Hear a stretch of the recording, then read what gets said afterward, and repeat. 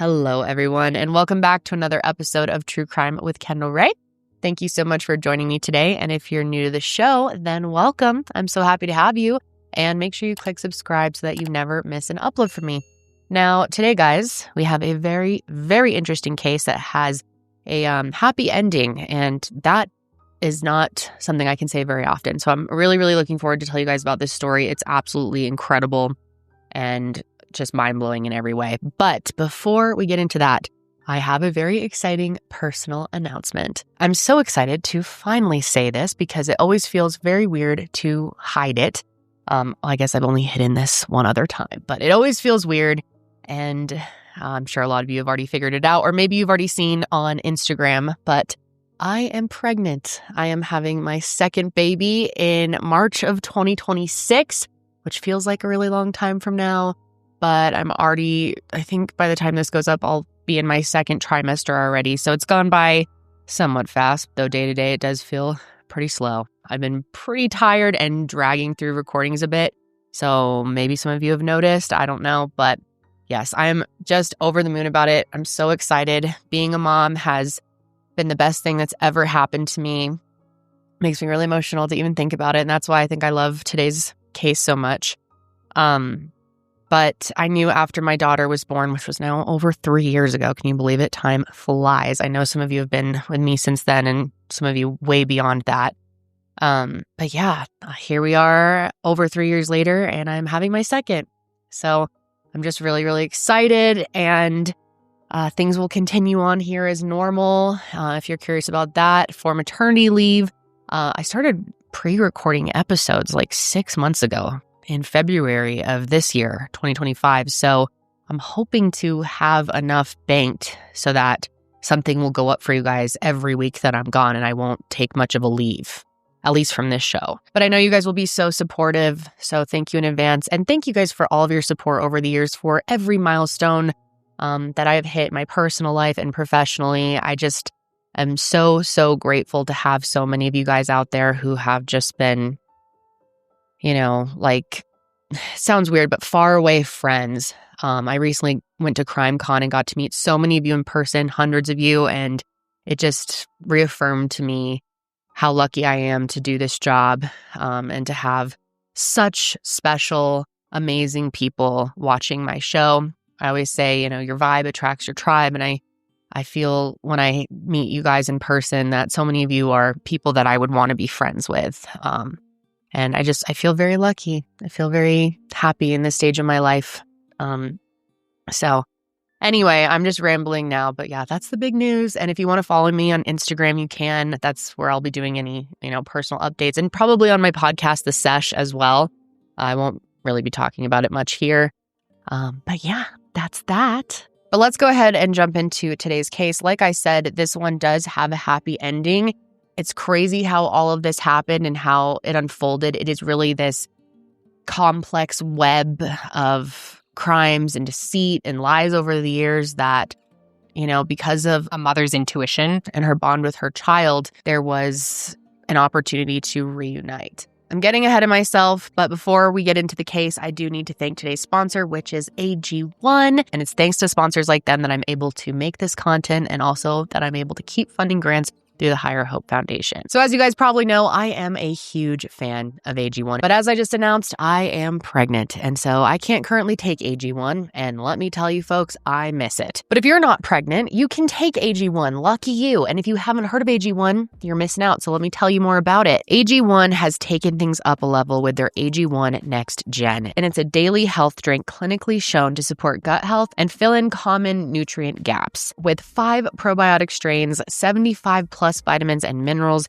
it replaces the need for a multivitamin, probiotics, and more. This means simplifying your health routine and your life by cutting out a handful of vitamins from your routine and instead replacing it with 1 easy to make, delicious drink. But it's so easy. You just take 1 scoop in the morning with 8 to 12 ounces of cold water. And personally, I sometimes like to add a little lemon juice or lemonade Mio even. And what I really appreciate about AG1 is not only the huge differences I saw once I started incorporating it into my routine, but also their dedication to their quality of their product. They rigorously test their formula to guarantee that you're getting the highest quality nutrients available. AG1 improves your gut health, your energy, fills in nutrient gaps, and supports a healthy immune system. So head to my link or scan the QR code to get a free welcome kit, which includes a bottle of vitamin D and 5 AG1 travel packs, which is a $76 value when you first subscribe. Thanks to AG1. Okay, now let's finally dive in. Thank you. I know that was a long intro. So, in December of 1997, Luzida Cuevas, who mostly goes by Luz, and Pedro Vera were a young married couple living in a townhouse with their children in Philadelphia, Pennsylvania. Both of them had immigrated to the United States from Puerto Rico before they met. They fell in love and they had 3 sons. And then on December 5th, they welcomed their first daughter, who they named Delimar. And Luz was just so happy to have her 4th child, which is so impressive to me, and, her first daughter. But just 10 days later, everything that they had worked so hard to build would be destroyed in a way that neither of them and anyone else really could ever imagine. On the evening of the 15th, Pedro was over at a relative's house and Luz was home with the kids when Pedro's cousin, Carolyn Correa, came over. And right away, Carolyn went upstairs to use the bathroom. And after she came down, Luz went upstairs to check on Delimar, who was upstairs sleeping on the bed. And she discovered that she had been moved from the bed to the crib, which was really strange. And then she also noticed that a window was open upstairs, which was really weird because remember, this is December. It's like 10 days out from Christmas and it is freezing outside. They're in Philadelphia. So she went back downstairs to ask Carolyn if she had moved Delimar to her crib. And she did admit to doing that, but she said it was because she was worried that she was going to fall off the bed, which of course, yes, valid concern. Not the best idea, not the safest practice to leave a baby on a bed. But normally, a normal person would come and express this concern to a mother before just making the move themselves, right? But anyway, the two of them continue to chat. And while they're chatting, Luz suddenly hears this loud boom coming from upstairs. So of course, she's panicked. She runs upstairs to make sure that baby Delimar was okay. But when she rushed in, she could never imagine what she saw. There was a fire engulfing the entire room, and Delimar was nowhere to be seen. She was not in her crib. Obviously, she has very limited time to look for her since there is a huge fire occurring in the house, in the room.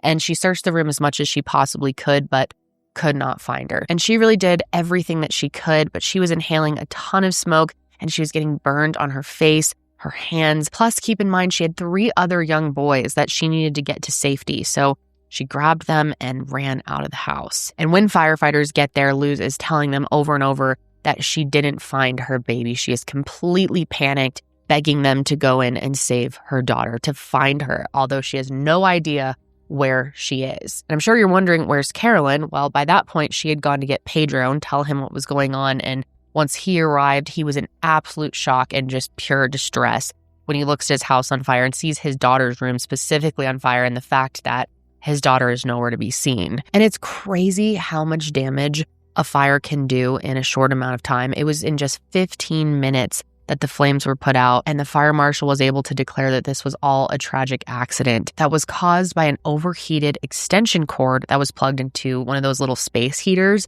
near Delimar's crib. And shortly after he told them that, a firefighter walked out of the burnt home with a small tarp that was seemingly wrapped around remains. And for many of us, it is just impossible to imagine how devastating and heartbreaking a moment like this would truly be, to see your home in that condition and then on top of it, for your child's remains to be brought out by a firefighter. One neighbor who had witnessed everything just remembers Pedro letting out a loud scream and Luz just dropping to the ground. And in the midst of all of this, Luz is just incredibly confused. None of this made any sense to her because she specifically had told the firefighters that the baby wasn't even in the crib when the room was destroyed. She couldn't find her anywhere. She had just seen her and now she was gone. It made no sense. She's of course wondering where the remains that they found even came from And like I said, she was trying to tell them that she couldn't even find her daughter beforehand, but because she mostly spoke Spanish, there was a language barrier. She kept saying the baby is not in the room, but the responders believed that she was saying that her daughter got lost in the fire, not lost before the fire. And to make matters even more perplexing, the autopsy couldn't even really confirm that she had passed away because the remains that were carried out in that tarp were tested and found to be nothing more than debris. And apparently the fire marshal had already assumed that at the scene and actually carried it out to soften the shock of total incineration. So because they didn't find any trace of Delimar, the report concluded that she had been, quote, totally consumed by the fire, but she still couldn't be declared legally dead. Now, I'm sure this is raising many a red flag for you, and trust me, it was for me as well, and we will get there. But for now, let's talk about what Luz and Pedro were going through in this moment. Obviously, they were dealing with an immense amount of grief and pain and confusion. I mean, just days after they had brought their new baby home, she was gone,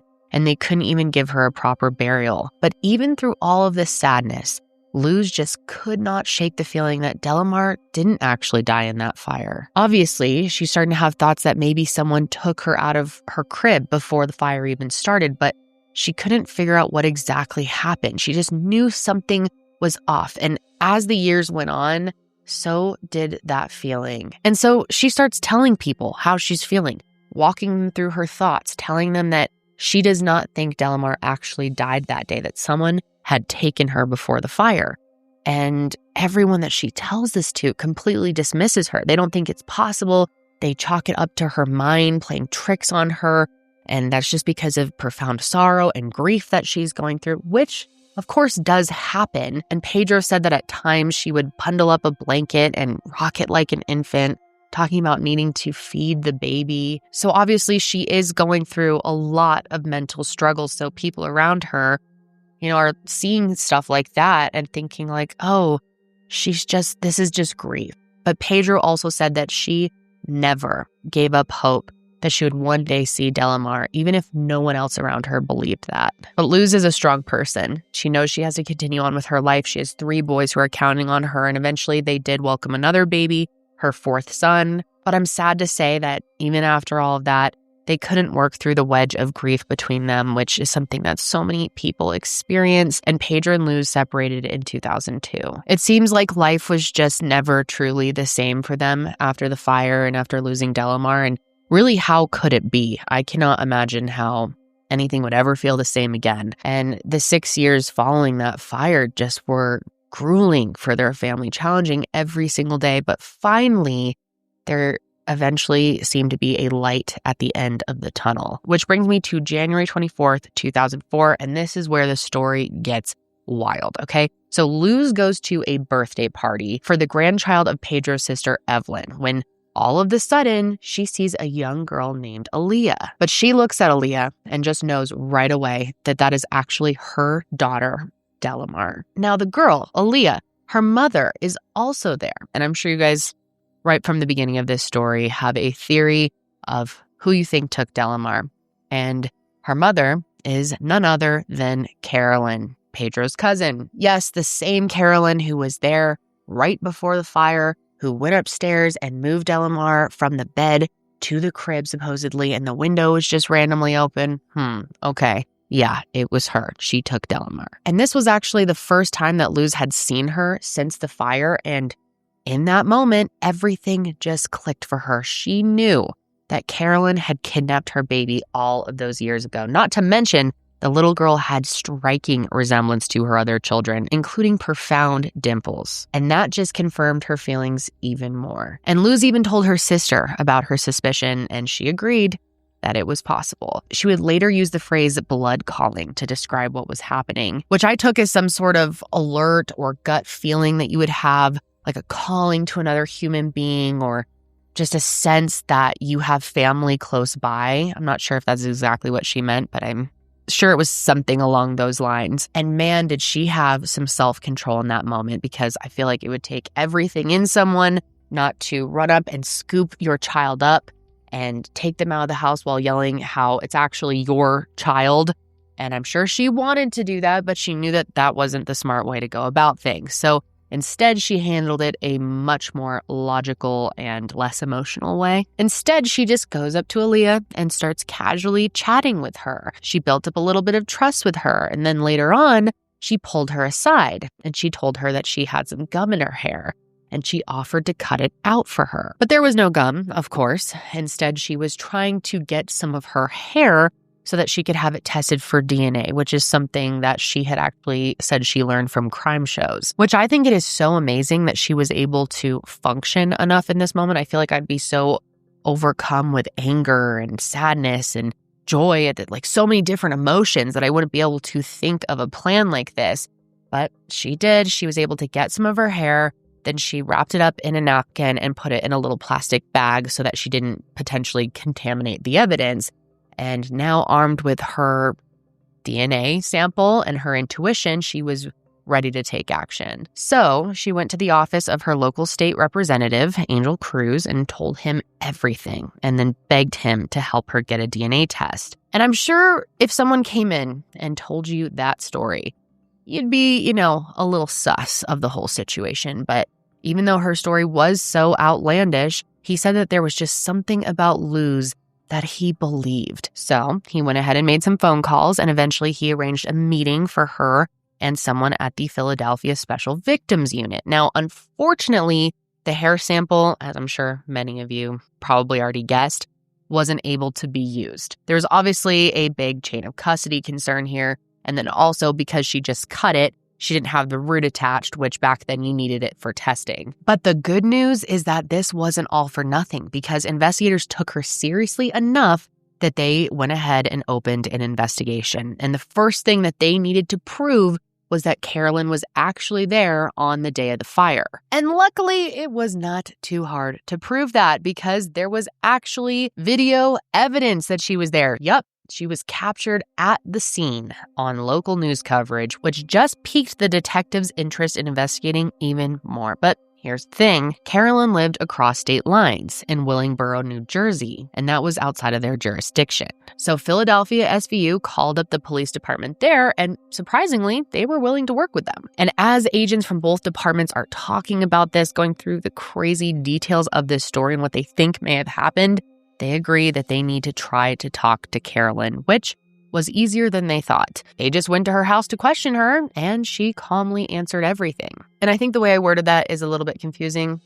Let me clarify. She didn't confess. She just answered any questions that they had at the time, and they weren't just outright saying like, okay, so here's the deal. We think you stole Delimar. We think your daughter, Aaliyah, is not actually who you're saying she is. Instead, they were just asking her other questions, and she was being cooperative. Now, Aaliyah wasn't actually at the house at the time, so they asked for a photo of her, and she willingly gave them one. And as they left her home, because she was so cooperative and friendly, they're wondering if maybe they're just chasing wild accusations and maybe there's not actually any weight to them. But that changed pretty quickly after they talked to Pedro's sister, whose name is Evelyn, and she was the one who hosted the party and also happened to be really good friends with Carolyn. And that interview went fine. It didn't cause any suspicion until they show her the picture that Carolyn had given them of Aaliyah. And she takes one look at it and goes, oh, no, that is absolutely not her. Now, obviously, saying that this raised a million red flags for investigators would be an understatement, because if detectives ask you for a photo of your child, what reason in the world would you have to give them a fake photo? Unless you're possibly trying to hide their identity. And this weird choice definitely made her ass seem guilty. And it actually was enough to grant a warrant for DNA testing. So after that, Carolyn and Aaliyah came into the station, and detectives would later describe Aaliyah as a sweet girl and that they truly felt awful that all of this could ultimately lead to everything that she's ever known being taken away. But of course, they knew that they had to see it through. So the samples were expedited at the crime lab, and before long, the shocking truth was uncovered after all this time. Aaliyah Correa was actually Delimar Vera. This baby, now this little girl, had been presumed dead all of these years, and now they're finding out that she's actually alive. And Luz's motherly instincts were right all along. And while this was incredible news, it did come with a lot of complications. But before I get into what happened next, I want to sort of tell you about her life under Carolyn's care. Now, like I've mentioned, her name was Aaliyah back then, and she was named after the Aaliyah, if you're not familiar, 90s R&B singer who was very, very popular at the time. But anyway, Delimar / Aaliyah grew up in the small town of Willingboro, New Jersey, which is just 15 miles away from the home that she was taken from. Doesn't that just blow your mind? All of this time, Luz's daughter was just 15 miles away from her. Oh my God, it breaks my heart thinking about that. And yeah, she lived there with Carolyn, of course, who she thought was her mother and believed her birth father was her mom's ex-boyfriend, Andre. Now, he was under the impression that she was pregnant while they were together. And then shortly after they broke up, that she had just given birth to the baby at home alone. And honestly, I guess he just didn't ask too many questions, which isn't totally shocking, I guess. But from what I was able to gather, he did accept her as his child and did keep up a bit of a relationship with her, but there was definitely a disconnect between them, which is something that Delimar felt about each member of her immediate family, or who she thought was her immediate family. She had 3 siblings, but all of them were much older than her, in their teens, and one of them was actually nearly 30. But the big age differences weren't the only reason she felt detached from everyone. Their home life was also just pretty chaotic and had a lot of instability, and Delimar never really had her own space. She eventually outgrew her toddler bed that was in Carolyn's room, and I guess she would just find anywhere that she could sleep for the night in the house. And luckily, in all of this, she did find safety and comfort with Carolyn's stepbrother and his wife, Antoinette. She spent a lot of time at their home and grew so close with them that she even started calling her Aunt Mom and just called Carolyn Mommy Carol. Now, what's interesting is Carolyn was related to the Veras through marriage, so her stepbrother was Pedro's biological cousin. So this means that Delimar did actually share DNA with the man that she thought was her uncle. And it's really interesting to me that she was able to find this connection and sort of solace with people that she was actually related to, which kind of speaks to how strong biological ties can actually be. And I'm so happy that she was able to really lean on and become so close with the two of them and spend so much time with them, because Carolyn was a very intense person to spend time around. Delimar later said that while she presented as happy and outgoing, she had this dark side to her that could be very cruel and very abusive. She would hit her, sometimes with a belt, and Delimar felt like she had to constantly walk on eggshells in their home. And at some point in her life, Carolyn had started seeing a guy who was also pretty vicious, and Delimar has never publicly said his name or outed who he is, but she said that she was very terrified of him and that he would hit her. So home life was incredibly toxic and scary and dangerous, but on top of that, she was also really being neglected. She says that she remembers always feeling hungry, and at one point she even had to split a Pop-Tart with her brother just to get a meal. But even through all of the intensity, she was able to remain a very happy child. You can even just see in pictures of her that she has this very bubbly personality, and I guess she made friends at school easily, which I'm so glad to hear that, and she loved performing.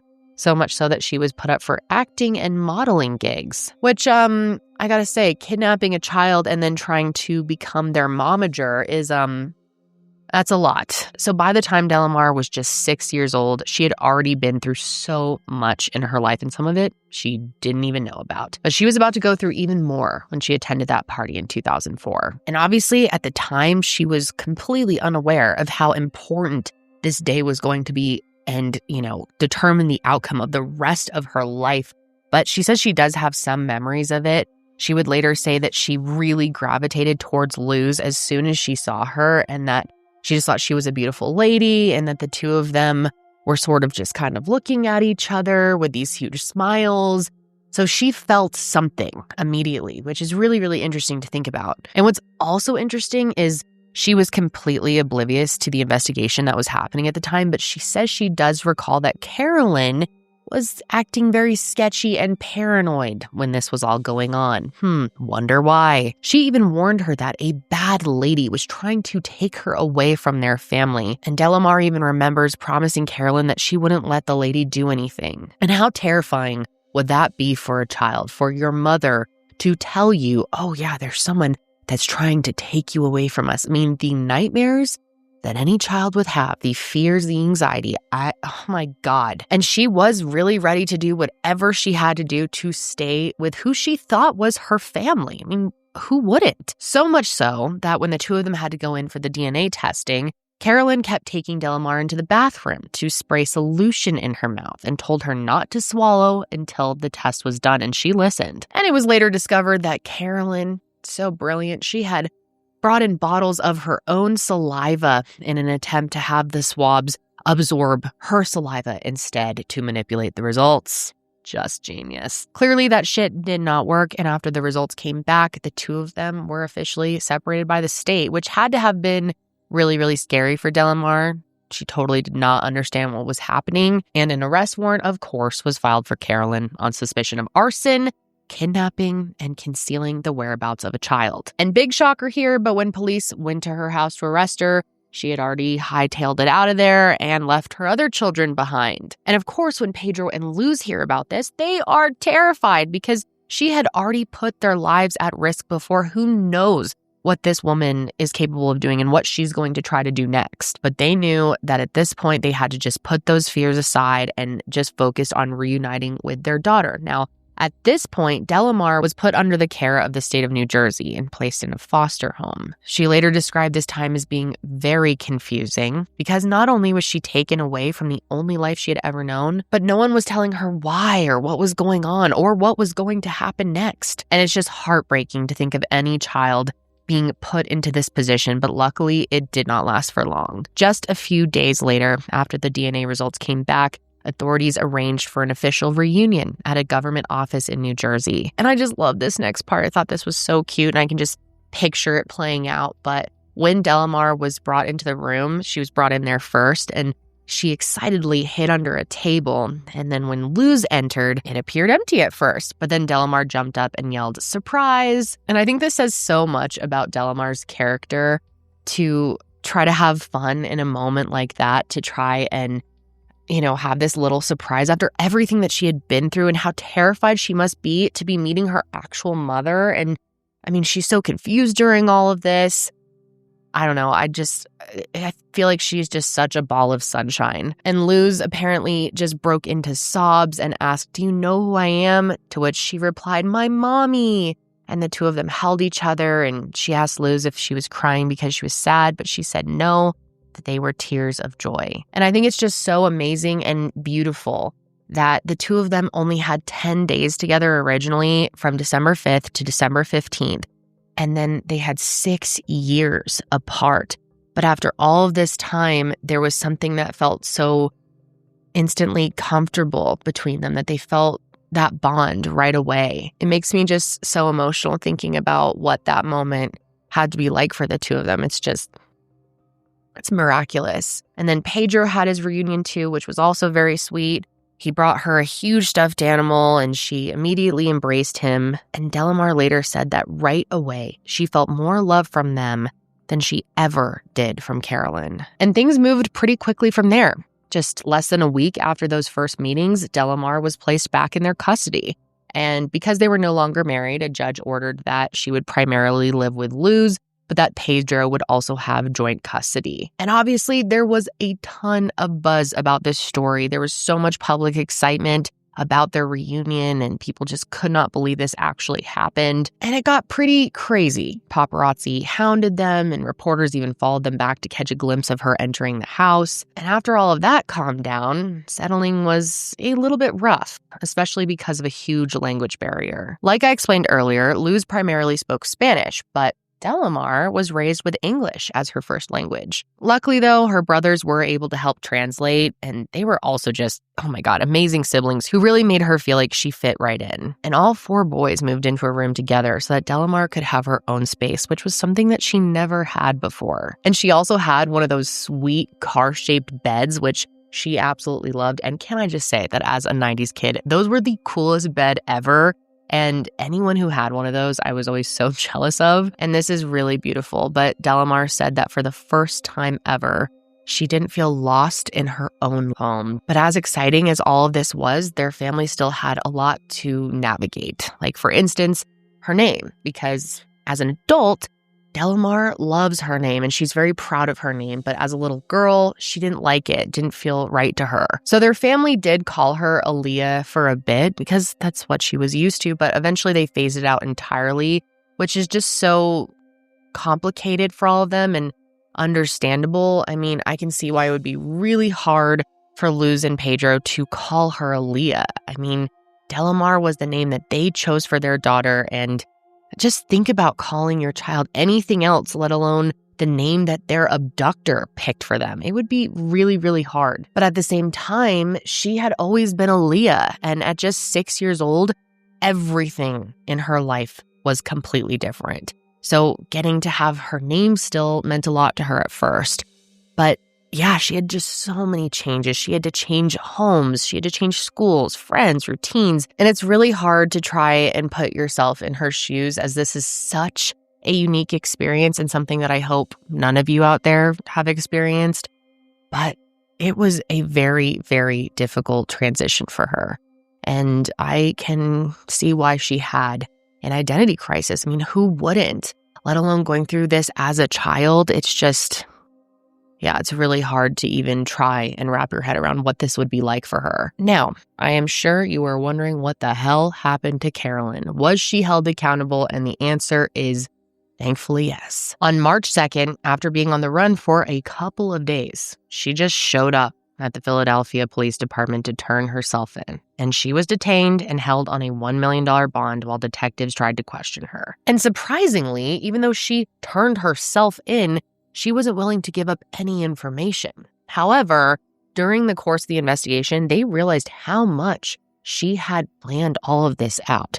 It turns out that she actually went to the house the night before the fire on the 14th. I guess she had just randomly shown up over there asking if Pedro could fix her car's brakes. And when I say random, I mean random, because he hadn't seen her in years. It's not like they were close cousins, and Luz had never even met her before. And since it was already dark out and he couldn't work on it that night, he kindly offered for her to spend the night. And he said he would fix the brakes in the morning. And that night, Carolyn became fixated on Delimar, and she told them that she also had a baby just 10 days ago, and that the baby, her daughter, was over with her boyfriend for the night. What are the odds? So it's clear she already had things in motion in her mind. Well, anyway, they saw her fall asleep that night, but by the time they woke up in the morning around 7 a.m., she was gone. I guess her brakes were just miraculously fixed overnight, but then she came back the next evening to tell Pedro that she had a job for him, that she knew of a job for him. And she even offered to take him to the work site right then and there. And of course, we know now that this was a bunch of bullshit, but back then, he said that he was sort of desperate for money, especially with another baby on the way, so he took her up on it. And while they were driving, Carolyn suggested that they stop by another cousin's home to say hi. But when they got there, Carolyn said, "Oh shoot, I left my purse back at your house." So she told him to just hang out here. I'm going to run to your house, pick up my purse, and then I'll take you to the job. But now, with Pedro out of the house, her plan to kidnap Delimar was in full motion. And that's when she returned to the house, went upstairs to open the window and move Delimar closer to the bedroom door, and then came back downstairs to distract Luz while the fire broke out. And after all of this, she returned to the cousin's home to tell Pedro there was a fire at his house and that his baby had passed. Now, what's very interesting and very dumb is that she left the house right as the fire broke out and before they had declared Delimar dead. So why would you tell a parent that their baby was gone unless you had absolute confirmation? Probably because you're staging it to look like a kidnapping. And like I said earlier, Carolyn then took Pedro back to the home and stayed at the scene, got a little screen time. So it's not like she had a ton of time to take Delimar anywhere. So uncovering that, detectives realized that she must have had someone to help her pull this all off. I mean, Luz saw Delimar upstairs just moments before the fire broke out, and Carolyn was downstairs with her when it happened. So it seems that someone else must have started the fire, right? And not only that, but whoever started the fire had to have been the one to take Delimar. I mean, that would be the only thing that makes sense, right? She was around people after the fire, so how could Delimar have been smuggled off to New Jersey if she didn't have an accomplice? There was just no other way. She had to have had help. And at first, she refused to admit that anyone helped her. But after a while, detectives pointed the finger at someone, and their allegation was absolutely shocking. And this one is probably going to blow your mind. But in court filings, they stated that the accomplice was none other than Delimar's father, Pedro. Carolyn claimed that the two of them were having an affair and that he told her he didn't want to have another baby. So the two of them devised a plan to give Delimar to her without Luz knowing. Now look, all of this is coming from the defense attorneys of a massive liar and manipulator. So take that with a huge grain of salt. But people have definitely pointed out some suspicious things about Pedro. First of all, Luz herself has stated that Pedro didn't seem that excited about the baby and that he wouldn't even sign her birth certificate. But he explained that the reason for that is that he didn't speak English and he didn't understand what he was being asked to sign. And that did make me wonder if he signed the birth certificates for his other 4 children, but I couldn't find an answer for that, so I'm not sure. But that's not the only interesting thing. There's also this interview where 2 of Pedro's cousins said that they came to him a couple of years after the fire to say that they were suspicious of Carolyn's daughter actually being his baby. But according to them, nothing was done about it, and they thought that was really odd. Of course, that's hearsay. I don't know if that actually even happened.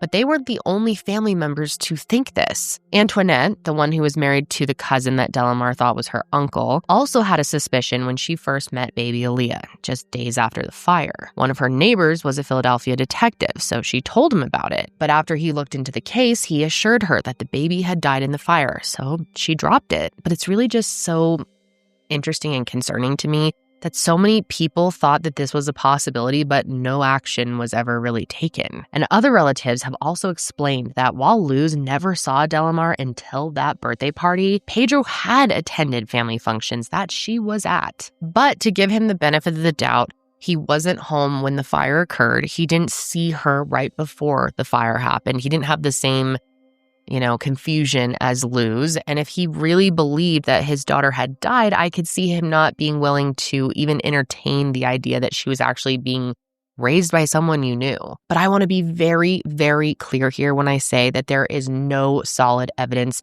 against Pedro whatsoever, and he completely denies being involved. Plus, it's also really important to note that Delimar says that she doesn't believe he had anything to do with it, and honestly, her opinion matters more to me than anyone's, so I believe her. But his name was not the only name to be thrown out as being a possible accomplice. In fact, some people are suspicious of his own sister, Evelyn, who was hosting the birthday party where Luz saw Delimar. Like I said, her and Carolyn were very close, so much so that Luz even claims that Evelyn had photos of Carolyn and Delimar up around her house. And one time, Luz even commented that the two of them looked nothing alike. And the next time she was there, all of the photos had been removed. So that's interesting. But of course, it's possible that she had taken them down or put up other photos of her family instead. But then in a later interview, Pedro said that he doesn't trust his sister and no longer has a relationship with her. However, at the end of the day, there isn't anything besides rumors that makes people point to Evelyn. So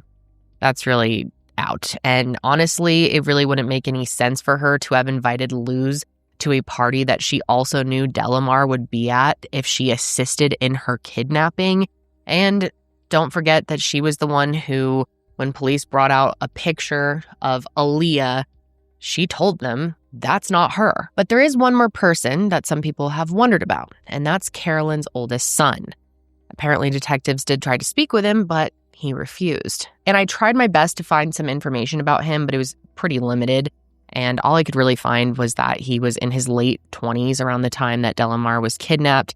And supposedly he had prior run-ins with law enforcement, but I don't even know what those were. So that certainly doesn't tell us anything. There's just not enough information to understand if he's even a possibility, if he would be capable of something like this. But basically what's fueling the speculation behind him is that people are wondering who she would possibly care about protecting that much. Whoever she's protecting must mean a lot to her, right? Maybe she doesn't want to throw her own child under the bus. Unless she was telling the truth and it actually was Pedro, which is mind-blowing to think about, but still, no solid evidence of that.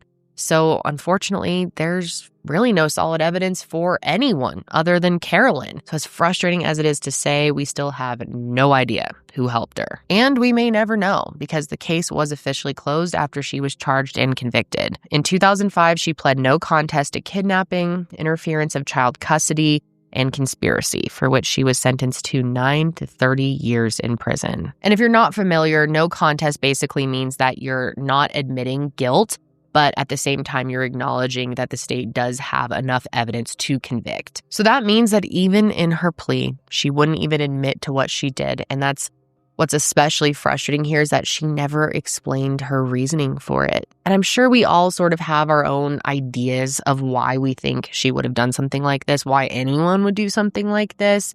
But it is pretty hard to understand her exact motive here because it's not like Delimar was treated well. You'd think if she wanted this daughter her whole life that she would treat her well once she had her. Plus, she spent most of her time at her aunt and uncle's house, so much that, she wasn't even calling Carolyn her mom anymore. She was calling her mommy Carol, but she was calling someone else her mother. So it really doesn't seem like she wanted a child, like she enjoyed having a child. Maybe she just wanted a baby. And once she grew up, she was like, whatever, I don't care about you. I don't know. And maybe that's really all there is to it. Maybe she really just wanted a baby. And it's important to note that after the birth of her last child in 1990, Carolyn did have her tubes tied and couldn't have any more kids. But what's really interesting to note, and I'm very curious to hear what the audience is going to think of all of this, but in the years that followed, there were multiple instances where she told people that she was pregnant, but each time her due date would change. And she never gave an explanation as to why she never actually gave birth. And it seems like over time, people got used to this and felt kind of bad for her. And they would just let her tell them that she was pregnant and go along with it, knowing it wasn't true and just not call her out for it at all. One of her family members speculated that she did this as a way to manipulate the men that she was seeing, but no, I feel like it's probably more complicated than that. Her medical records showed that she went to the hospital multiple times, claiming that she was pregnant, and then tests and ultrasounds would show that she wasn't. But even through all of that, she really seemed to cling to the belief that she was. And to make matters worse for her, in 1996, she was actually pregnant for a short time before having a miscarriage. So I think it's quite possible she was struggling with some sort of postpartum mental health issues or just general mental health issues. And there's something that might point to this being the motive. Just 2 days before Delimar's birth, Carolyn went to the hospital seeking medical attention for a pregnancy. And when the hospital staff told her that she wasn't, she refused to believe them and told them that she had taken 3 positive pregnancy tests at home. So maybe it's possible that she learned that her cousin Pedro just had a baby and decided to take her as a way to carry out this false pregnancy, being so desperate to actually be pregnant. Now, I'm not a professional, so I definitely can't say for certain, but a clinical psychologist met with her while she was in jail and diagnosed her with pseudocyesis, which is actually the clinical term for believing you're pregnant when you're not. And this was so interesting to me. I had never heard about this, but in some cases, people actually experience pregnancy symptoms such as nausea and weight gain, even back pain. So I think it's really, really interesting that she was actually diagnosed with this and gives us a lot of perspective on the whole situation. Now, after Carolyn was arrested, Andre came forward to say that he believed that she was pregnant with his child because he had seen her grow a belly, which could point to her dealing with a false pregnancy. But even though she was diagnosed with this real condition, the psychologist said that she was not fit for an insanity plea because she definitely understood that her actions were wrong. Still, though, her lawyers did try to argue that the kidnapping was a result of her mental state. Other people who know her have pointed to a more manipulative motive. Apparently, Carolyn was facing charges for arson and embezzlement because she stole money from her old job and set the office on fire as a way to destroy evidence. So we're seeing a pattern here. Clearly, she loves to cover up crimes with fire. So people have wondered if maybe she wanted to appear as a new mom to get some leniency from the judge. And I don't know,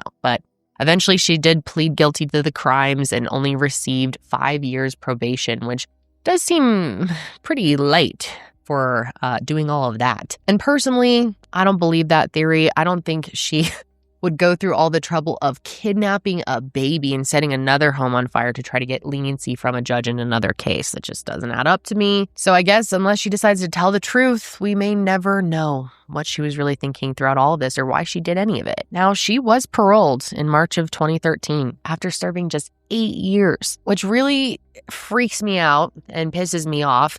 And I wasn't able to find any information about where she is now. So I really just hope for everyone's sake that she is just living a peaceful life and not hurting anyone. And I definitely, even though I know what you guys are going to say, I want to know what you think about her serving only 8 years for kidnapping Delimar for 6 years. Now, Delimar has said that she doesn't think she'll ever truly know the motive, but she actually did try to ask for it. After Carolyn's arrest, she went and visited her. A child psychologist thought it would be helpful for her to do that, which I don't know. I'm not a child psychologist, but that is crazy to me. But she thought it would be a good way for her to, I guess, get closure and sort of process the changes. And I don't know, I guess it's such a strange circumstance that who am I to judge that decision? It just seems, I don't know, seems wild to me. But she actually did go and see her in jail. And during that, Delimar, at just 6 years old, asked her why she would kidnap her when she already had 3 other kids. But Carolyn, I guess, wouldn't give her a solid answer, and she never apologized. And instead, she told her that she loved her and that they would be together again one day. And imagine hearing that at that age. She had to have just been so confused and, twisted inside. But thankfully, as far as I know, Delimar has never spoken to Carolyn again. But she did say that for a long time, she thought she would have a relationship with her and eventually be raised by 2 moms. And I could see how as a kid you would have thoughts like that. Again, it just had to have been so confusing for her, like impossible to process at that age. It can be hard as an adult to think about how a child would process something, but, she knew that Carolyn wasn't good for her, but it was hard for her to let her go as a family member for someone you had known your entire life to suddenly not be a part of your life anymore, no matter if they were good for you or not. Now, I really wish that this was the part where I could tell you that Delimar was able to neatly close this chapter of her life and had a happy ending. But life tends to be messier than that. The truth is, as she got older, tensions between her and her family grew. She said that both of her parents suffered from anxiety, and Luz was very overprotective, which how could she not be? But at the same time, Delimar was untrusting and paranoid. And how could she not be? It just sounds like there was a lot of trauma between all of them that would cause, a lot of fighting and outbursts and just chaos in their lives. And eventually it did get so bad between her and Luz that she ended up moving in with Pedro, but things actually didn't calm down from there. There was one day where her and Pedro got into this huge fight, and he said that her attitude was why her mom didn't want her anymore.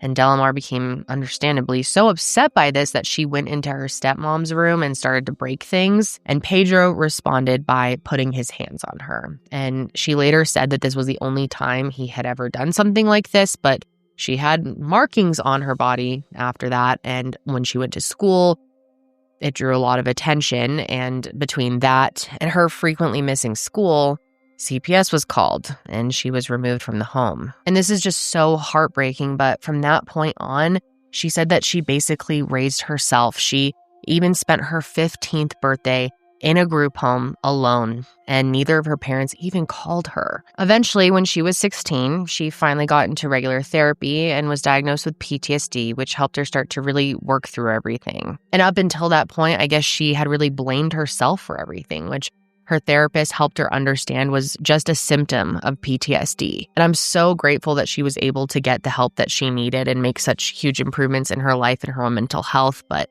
it's hard to hear that she had to do all of this on her own at such a young age after everything that she had been through. And she is just so impressive, so tough. She got various jobs like working at a Mexican restaurant or selling newspapers while she was bouncing around group homes or friends' places. And unfortunately, at just 19, when she was no longer in the custody of the state, she moved in with an abusive partner. But again, Delimar is super, super tough. And one day, while he was at work, she mustered up the courage to leave. She grabbed up all her stuff and got out of there. She ended up moving into her own apartment and said that this was when her life started to really turn around. And I'm not telling you this to air out their family drama or anything, but I think it's important to highlight just how much Delimar had to overcome on her own from such a young age. But she has handled everything with such strength and resilience, and it's really, really inspiring. And I'm just so happy to see that now she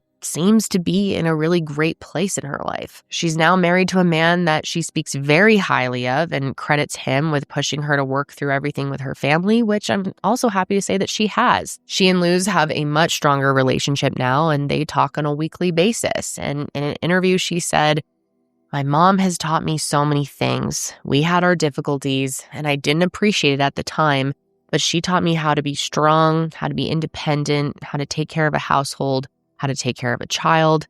We have the same laugh, the same sense of humor. When I show a little attitude to my husband, I always say, blame my mother. I get it from my mom." And at the end of the day, even though they have, like she said, had their difficulties, and how could they not with everything that they went through? I mean, Luz went through so much mentally, and so did Delimar. And in those years being apart, and then in the years after, it's just a lot to process and to handle. And it'd be shocking, I think, if they came out of that with no issues at all. But to see at the end of the day that they have a good enough relationship, that they're talking and have been a joy in each other's lives to this day is just really, really special to see, and very rare, I think, in a circumstance like this to have it turn out this way. I also did want to update you that she does stay in touch with Pedro, who now lives in Puerto Rico, and she's also very close with her brothers, which is awesome. And after years of not seeing each other, she reunited with the aunt and uncle who took care of her at the time that she was Aaliyah, and now has a relationship with them too. And I really think this whole story speaks to the power of family. Her aunt has said that she still has so much love for Delimar, even after decades of having not seen each other, and now they get to have that bond together again. And even though this story isn't perfect, that doesn't have the storybook fairy tale ending that you would want for a story like this, I really appreciate having learned about this whole situation and their lives, because I think it really does show you, like I said, the power of love and family and that connection that you have to your immediate family. But that is all I have for you guys on this case. And I just had to say how much I enjoyed learning about their story here. I mean, it's not the perfect storybook ending that you would want. It didn't play out exactly like a movie or something, but life isn't a movie. Life never really plays out that way. And it's just so amazing to see a case where a kidnapped child is reunited with her family and still has a pretty good relationship with them at the end of it all. It made me just feel, I don't know, it gave me hope after covering so many cases week after week where there's not this happy ending. And I'm just so happy to see that Delimar has found happiness in her life and love, and that, they all got closure in some way at the end of all of this, and have each other, whether that's a super close bond or not. At least they know the truth and they have each other. And I so badly want to hear your thoughts on everything. So definitely let me know in the comments below. That is going to be it for me today, you guys. Thank you for joining me today. And until next time, stay safe out there.